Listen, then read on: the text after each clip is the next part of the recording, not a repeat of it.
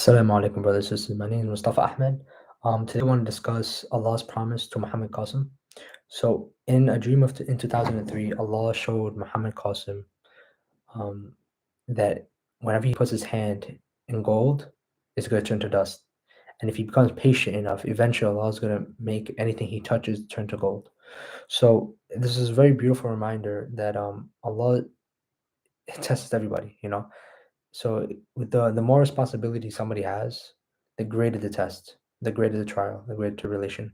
And remember, Allah never tests any of us without something that we cannot bear. So Muhammad Qasim, just a little background behind him. He comes from a Sayyidi background, which means that he's from the lineage of the Prophet Muhammad alayhi salam. Um, Presumably, we're not really sure if it's Hassan or Hussein, but according to any Sayyid, they can trace it back that way. He lives in Pakistan, Lahore, and he's been having these dreams for 23 years. And in these dreams, there's a lot of hardships are going to come for the Muslim Ummah, but after the hardships eventually ease. So these dreams are a glad tiding for anybody who takes heed. So this way, we as a Muslim Ummah, as a Muslim nation, knows how to navigate through the upcoming trials and tribulations that are going to happen. And it's a mercy of Allah. So Allah, He says, in the end of time, any believer who has true dreams, they are going to be correct, right? So we always say Allah alam, but I think it's very important that we verify before we cause any judgment. And I want to go back to the hadith of Allah was speaking with his companions. He says, "You are my companions, but I really want to see my brothers." And they asked him, "Who are your brothers?" And he said, "My brothers are those who are going to come after me, that who never saw me, but they're going to believe in me." And they're gonna be shaken so much that holding on to their religion is like holding on to a burning coal. And people are gonna leave their religion as if you're putting salt in water. So it just shows you how bad the trials and tribulations are gonna come.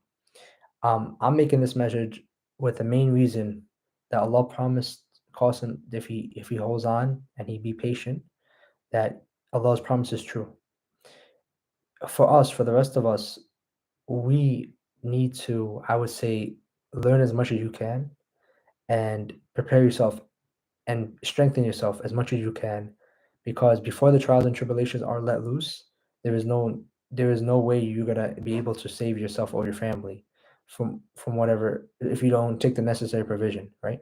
So we're all going through a journey, whether the journey of life, whether it's a journey, there's different steps to it, right?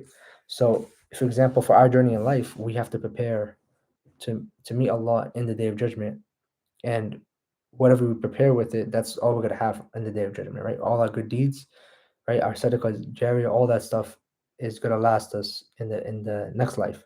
In this life too, if we know there's a calamity coming, you need to take certain provisions and certain uh, accountability for what's gonna happen, right? So with that being said, to Muhammad Qasim, I just want to say that he's been think about it. Imagine going through life. He's 40, he's 45, 46 years old now. Imagine going through life and almost everything that you do like doesn't work, right? And there's just roadblocks after roadblocks. And eventually most people usually give up on the first or second or third try, right? And he's been trying to spread his dreams now since 2014. So it's about 8 years. And he has, if you look at it and you look at his thing, there's not that much traction to it. There is now a lot more, but before it still hasn't been that much. So it shows you, if somebody was just seeking fame and seeking wealth, they would have definitely tried a different path by now. They wouldn't continue saying the exact same thing as they're saying if it's not producing any fruitful results right away. So it just I believe it shows you, it points to the sincerity of what he's saying. Again, nobody's has ever come saying these claims that they're having these dreams and these visions from Allah and the Prophet ﷺ.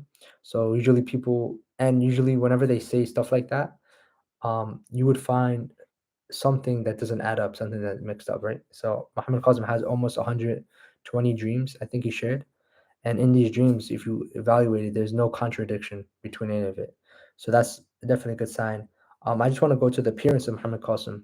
So one of the hadith that we know about the Imam Mahdi is that he's going to have a very big, broad forehead and an aquiline nose, a prominent nose, right?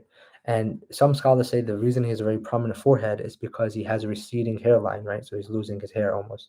If you look at him, Muhammad Qasim has exact same features. Um, with that being said, I just want people to take heed and be prepared for what's coming on. I hope this message finds you well, and I hope, inshallah, we are the foremost people who come in Mecca and we're able to give Imam Mahdi the bay'ah, inshallah. Wassalamu alaikum wa rahmatullahi wa barakatuh.